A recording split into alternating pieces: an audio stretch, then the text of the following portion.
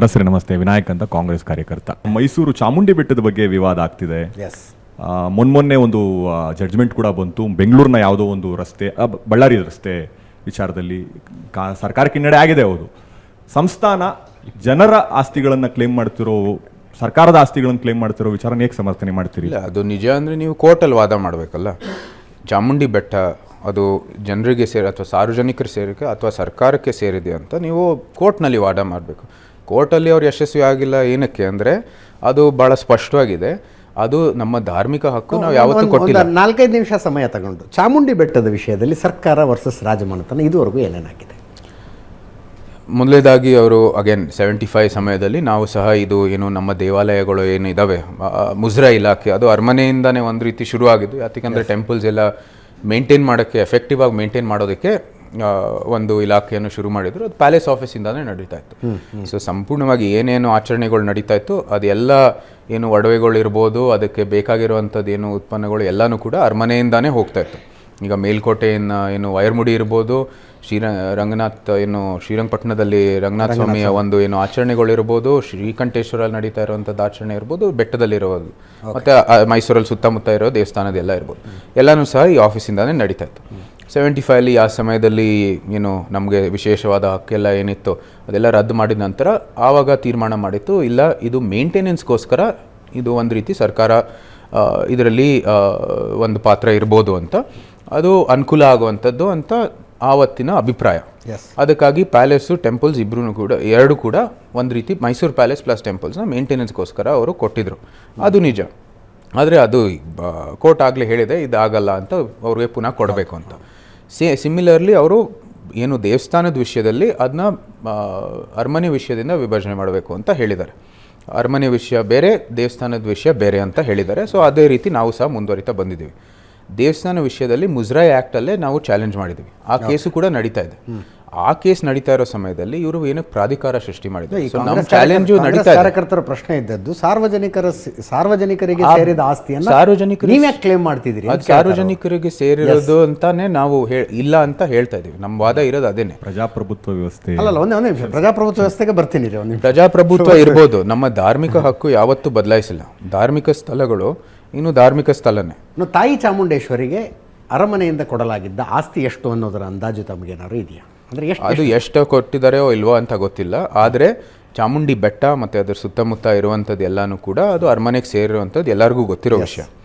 ಅದು ಆದರೆ ನಾವು ಅದು ಶಿಬೇಟ್ಶಿಪ್ ಆಫ್ ಎನ್ ಐಡಲ್ ಅಂತ ಹೇಳ್ತೀವಿ. ಅಂದರೆ ಅಲ್ಲೇನು ಚಾಮುಂಡೇಶ್ವರಿ ತಾಯಿಗೆ ಸೇರಿರೋದು, ನಾವು ಪೋಷಕರ ಸ್ಥಾನದಲ್ಲಿ ಅದನ್ನ ನಾವು ನೋಡ್ಕೋತೀವಿ.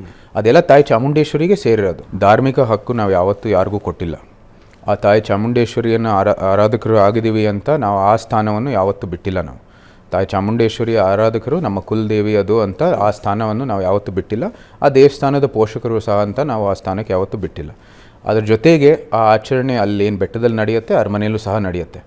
ನಮ್ಮ ಧಾರ್ಮಿಕ ಆಚರಣೆ ಅರಮನೆಯಲ್ಲಿ ಏನು ನಡೆಯುತ್ತೆ ಅಲ್ಲೂ ಸಹ ನಡೆಯುತ್ತೆ. ಈ ಪಾರಂಪರೆ ಭಾರತ ಏನು ರಿಪಬ್ಲಿಕ್ ಇರ್ಬೋದು, ಭಾರತಕ್ಕೆ ಸ್ವಾತಂತ್ರ್ಯ ಬಂದಿದ್ದ ಹಿನ್ನೆಲೆಯಲ್ಲೂ ಸಹ ಇದು ನಡೀತಾ ಬಂದಿದೆ. ಸುಮಾರು 400 ವರ್ಷದ ಇತಿಹಾಸ ಇದೆ. ಇದು ಒಂದು ಶಕ್ತಿಪೀಠ, ಎಷ್ಟೋ ವರ್ಷದ ಇತಿಹಾಸ ಇದೆ.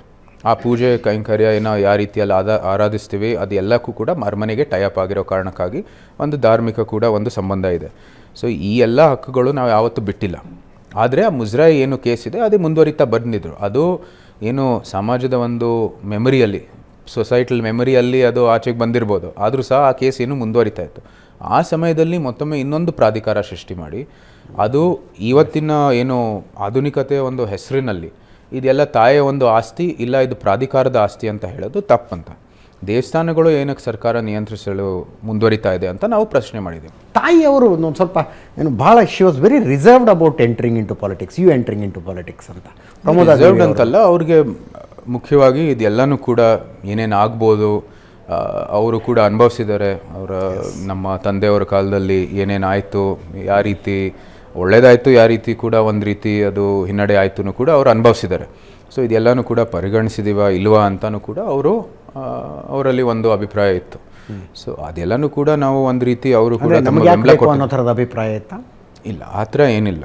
ನಮ್ಮ ಏನು ನಮ್ಮ ವೃತ್ತಿ ಜೀವನಕ್ಕೆ ನಾವು ಸಂಪೂರ್ಣವಾದ ಸ್ವಾತಂತ್ರ್ಯ ಇದೆ ನಮಗೆ ಅರಮನೆಯಲ್ಲಿ. ಯಾವುದೇ ರೀತಿ ಏನೋ ಅವರೇನು ಅದಕ್ಕೇನು ಆಕ್ಷೇಪವನ್ನು ಅವ್ರು ಯಾವತ್ತೂ ವ್ಯಕ್ತಪಡಿಸಲ್ಲ. ಈ ಥರ ನಾವು ಮುಂದುವರಿಬೇಕು ಅಂದರೆ ಅವರು 100% ನಮ್ಮ ಬೆಂಬಲಕ್ಕೆ ಇರ್ತಾರೆ.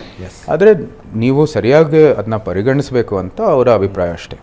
ಅದು ಅವರು ಆಶೀರ್ವಾದ ಕೊಟ್ಟಿದ ನಂತರ ನಮಗೇನು ಯಾವುದೇ ರೀತಿಯ ಒಂದು ಏನು there was no change in my mind.